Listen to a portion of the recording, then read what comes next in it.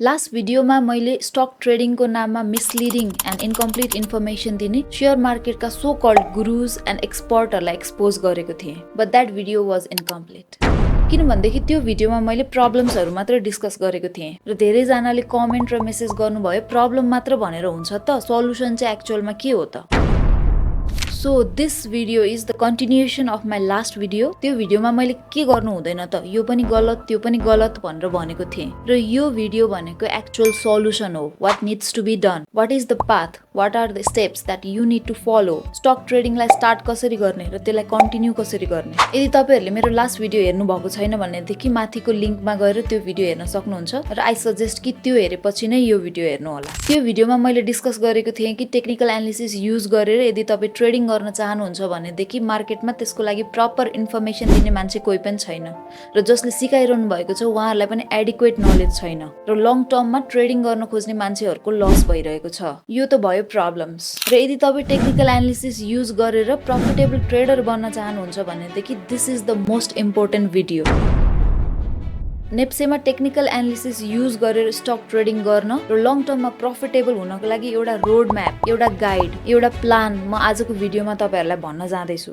मैले यो च्यानलमा टेक्निकल एनालिसिससँग रिलेटेड भिडियोजहरू हाल्दै आइरहेको छु र फ्युचरमा पनि म यस्तै खाली भिडियोजहरू लिएर आउँछु। तर स्टक ट्रेडिङसँग रिलेटेड भिडियोजहरू यो च्यानलमा हेर्दाखेरि एउटा बेसिक माइन्डसेट मान्छेमा के हुनुपर्छ, यो च्यानल हेर्ने भ्युअर्स एन्ड लर्नर्सहरूले कस्तो माइन्डसेट लिएर के एक्सपेक्टेसन राखेर भिडियोज हेर्नुपर्छ, मैले तपाईँहरूलाई स्टक ट्रेडिङ सिकाउँदाखेरि कुन डाइरेक्सनमा लान खोजिरहेको छु भन्ने क्ल्यारिटीको साथ तपाईँले भिडियो हेर्न सक्नुहोस् भनेर नै मैले यो एउटा बेसिक भिडियो बनाएको छु। लास्ट भिडियोमा हामीले स्टक ट्रेडिङ गर्दाखेरि के गर्न हुँदैन त भनेर डिस्कस गरेको थियौँ र यो भिडियोमा आज हामी के चाहिँ गर्नुपर्छ त भनेर कुरा गर्छौँ। तपाईँ मलाई एउटा कुरा भन्नुहोस्, तपाईँ सेयर मार्केटमा स्टक ट्रेडिङ गर्न खोजिरहनु भएको छ भनेदेखि तपाईँको अल्टिमेट गोल, अल्टिमेट अब्जेक्टिभ के हो त? त्यो पछाडिको स्टुडेन्ट जब होल्डरहरूलाई यसो साइड इन्कम होस्, यदि तपाईँ विदेशमा बसिरहनु भएको छ भनेदेखि त्यहाँको हार्ड अर्न मनीलाई कतै इन्भेस्ट गरेर ग्रो गरौँ, चाहे तपाईँ हाउसवाइफ होस् अथवा अरू केही चिजमा इन्भल्भ हुनुहुन्छ भनेदेखि तपाईँको अल्टिमेट अब्जेक्टिभ सिम्पल टर्म्समा भन्नु पर्दाखेरि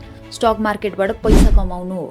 धेरै थोरै पैसा कमाउने उद्देश्यले नै हामी सेयर मार्केटमा इन्टर गर्छौँ। यदि तपाईँ सेयर मार्केट इन्टर गर्दै हुनुहुन्छ भनेदेखि there are two ways of earning money in share market. The first one is investment and the second one is trading. Investment short term long term दुवै खाले हुनसक्छ। यसमा बेसिकली फन्डामेन्टल एनालिसिस युज हुन्छ र केही हदसम्म टेक्निकल एनालिसिस पनि use गर्न सकिन्छ। फन्डामेन्टल एनालिसिसको डिटेल भिडियोजहरू पनि म यो च्यानलमा फ्युचरमा लिएर आउँछु। र अर्को भयो ट्रेडिङ। यो च्यानलको मेन अब्जेक्टिभ र मेरो मेन कन्सर्न पनि तपाईँहरूलाई ट्रेडिङ सिकाउनु हो। मैले यो सबै चिज सिकाउनुको उद्देश्य भनेको लङ टर्ममा तपाईँहरूलाई प्रफिटेबल ट्रेडर बनाउनको लागि हो। तपाईँ यदि स्टक ट्रेडिङ गरेर लङ टर्ममा प्रफिटेबल ट्रेडर बन्न चाहनुहुन्छ भनेदेखि तीनवटा कुरा तपाईँले कम्पलसरीली जान्नै पर्ने हुन्छ। The first one is technical analysis. Technical एनालिसिसको प्रपर एन्ड डिप नलेज तपाईँलाई हुनु जरुरी छ। तर टेक्निकल एनालिसिस जानेर मात्र पैसा कमाइँदैन। पैसा कमाउनको लागि स्ट्रङ ट्रेडिङ साइकोलोजी चाहिन्छ। So the second one is trading psychology. Technical analysis पनि जान्नु भयो, ट्रेडिङ साइकोलोजी पनि स्ट्रङ भयो, तर त्यतिले मात्र पुग्दैन। यो दुवै छ तर तपाईँसँग रिस्क म्यानेजमेन्ट गर्ने स्किल छैन भनेदेखि तपाईँ लङ टर्ममा लस गर्नुहुन्छ। Financial market has the involvement of high amount of risk. अगाडिको दुईटा चिज भन्दा पनि बढी इम्पोर्टेन्स यदि प्रफिटेबल हुनु छ भनेदेखि रिस्क म्यानेजमेन्टलाई दिनुपर्छ। यो च्यानलमा फ्युचरमा आउने भिडियोजहरू यही तीनटा टपिकमा नै रिलेटेड हुन्छ। तीनटा मध्ये फर्स्टमा छ टेक्निकल एनालिसिस।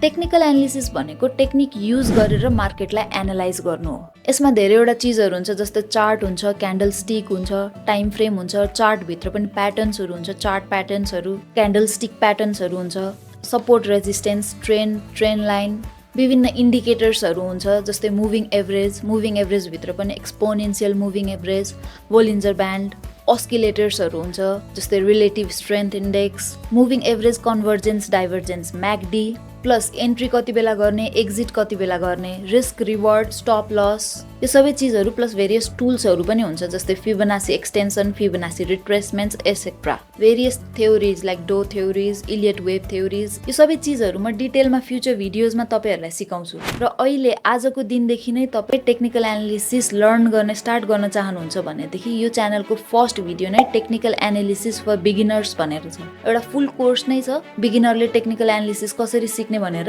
त्यो भिडियोको लिङ्क मैले माथि पनि राखेको छु, तपाईँ हेर्न सक्नुहुन्छ। र टेक्निकल एनालिसिस सिकिसकेपछि के हुन्छ त भन्दाखेरि तपाईँ स्ट्र्याटेजी बनाउनको लागि रेडी बन्नुहुन्छ। इन्टरनेसनल मार्केटमा त फ्युचर ट्रेडिङ गर्दाखेरि लङ सर्ट दुइटै गर्न सकिन्छ, त्यही भएर स्ट्र्याटेजी बनाउँदाखेरि पनि बुल बेयर दुइटै मार्केटमा युज हुन सक्छ। तर नेपालमा हामीले सर्ट गर्न सक्दैनौँ, लङ गरेर मात्र पैसा कमाउने अप्सन छ हामीसित। त्यही भएर बुल मार्केटमा छुट्टै, बेयर मार्केटमा छुट्टै स्ट्र्याटेजीहरू पनि बनाउनु पर्ने हुनसक्छ। तर जुन मार्केटमा पनि हामीले पैसा कमाउने भनेको प्राइस इन्क्रिज हुँदाखेरि माथिको डाइरेक्सनमा लङ गरेर मात्र हो। तर स्ट्र्याटेजी बनाउन रेडी भएर मात्र पनि भएन, स्ट्र्याटेजी कुन बेला लगाउने कुन बेला नलगाउने भनेर पनि जान्नुपर्छ। त्यसको लागि हामी ट्रेडिङ साइकोलोजी सिक्छौँ।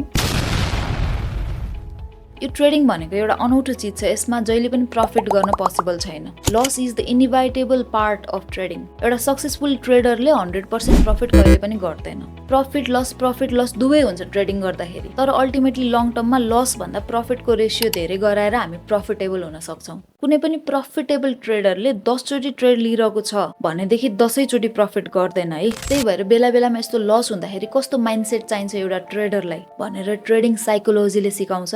अल्टिमेटली ट्रेडिङ गरेर हामीले ब्याङ्कको एफडीमा राख्नुभन्दा बढी रिटर्न त्यहाँबाट निकाल्न सक्यौँ भने मात्र अनि बल्ल हामी सक्सेसफुल ट्रेडर भयौँ, अनि मात्र हामीले ट्रेडिङ गरेको कुनै औचित्य भयो। र थर्ड चिज छ रिस्क म्यानेजमेन्ट।